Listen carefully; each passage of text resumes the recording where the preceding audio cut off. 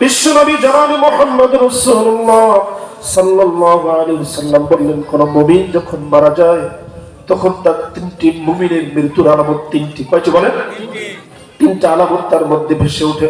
প্রথম আলামত হলো তার হাত পা এবং কপাল ঘামতে থাকবে। অনেক মৃত্যুর সময় দেখবেন মমস্য অবস্থায় তার কপাল ঘামতেছে, হাত ঘামে, পা ঘামতেছে। আয়েশা রাদিয়াল্লাহু তাআলা বললেন, বিশ্বনবীর ইন্তেকালের সময় আমার রানের উপরেই বিশ্বনবীর মাথা মোবারক ছিল। বিশ্বনবীর মৃত্যুর ওই কঠিন সময় আল্লাহর হাবিবের কপালগুলি ঘামতেছিল। আমি রুমাল দিয়ে দিয়ে বিশ্বনবীর কপালগুলি মুছাই দিচ্ছিলাম।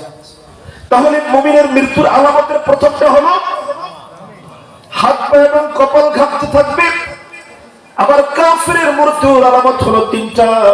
তার প্রথমটাই হলো হাত পা এবং কপাল ঘামবে না।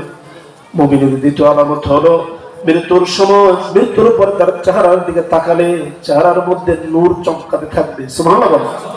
অনেক মৃত্যু দেখেছি, মৃত্যুর আগে কালো মানুষ, কিন্তু মৃত্যুর পরে চেহারার দিকে তাকালে মনে হয় তার চেহারার থেকে নূর চমকাচ্ছে, আছে না নাই? এটা মুমিনের মৃত্যুর দ্বিতীয় আলামত।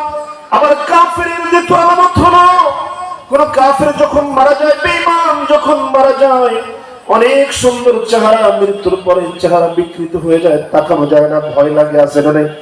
কথা বলে। আচ্ছা, মুমিনের মৃত্যুর তৃতীয় আলামত হলো মৃত্যুর পরে চেহারার দিকে তাকালে মনে হয় ঘুমায় রয়েছে। সুবহানাল্লাহ। আল্লাহ তাআলা এমন একটা মৃত্যু আমাদের সবাইকে দান করুন, বলি আমিন। আবার কাফিরের মৃত্যুর তৃতীয় নম্বর আলামত হলো কাফির যখন মৃত্যুর সময় ঘনায় আসে তখন গাধার মতো চিৎকার করতে থাকে। আল্লাহর হাবিব জনাব মুহাম্মদ রাসূলুল্লাহ সাল্লাল্লাহু আলাইহি ওয়াসাল্লাম বলেছেন, দুনিয়ার জীবন যখন কোন মানুষের সফর যখন শেষ হয়ে যায়, মৃত্যুর কেবল প্রাক্কালে আতাত মালাইকাতুর রাহমা হারিরাতুন বাইদা। বুখারীর বর্ণনা আল্লাহর হাবিব বলেছেন, রেশমি রুমাল নিয়ে ফেরেশতা তার কাছে আসে তার জানটা কবজের জন্য। মুমিন ব্যক্তি মৃত্যুর এই কঠিন সময়ে মালাকুল মউতকে প্রশ্ন করে, তুমি যে মালাকুল মউতের প্রমাণটা দেখাও। সুবহানাল্লাহ। মৃত্যুর সময় মালাকুল মউতকে বলে, তুমি যে মালাকুল মউত তার প্রমাণ দাও। ফেরেশতা বলে, আমার কাছে তো কোনো প্রমাণ নাই, প্রমাণ ছাড়া জান কবজের অনুমতি আমি দিতে পারবো না।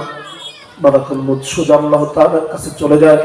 আল্লাহ তাআলা কি গিয়ে বলে, মাওলা তোমার মুমিন বান্দার জান কবজের জন্য গিয়েছিলাম, পারমিশন পাই নাই কেন? বলছে, আমি যে মালাকুল মউত তার প্রমাণ চাই। আল্লাহ তাআলা বলবে, ফেরেশতা সোজা জান্নাতে চলে যাও, আমি আল্লাহ তাআলার রেশমি রুমালে, আমি আল্লাহ তাআলার খোদাই করা নাম লেখা রুমালগুলি নিয়ে ওই বান্দার সামনে চলে যাও। আমার নামটা তার সামনে গিয়ে ধরবে, তার জান কবজ করা লাগবে না, হাসতে হাসতে তোমার রুমালের মধ্যে চলে আসবে।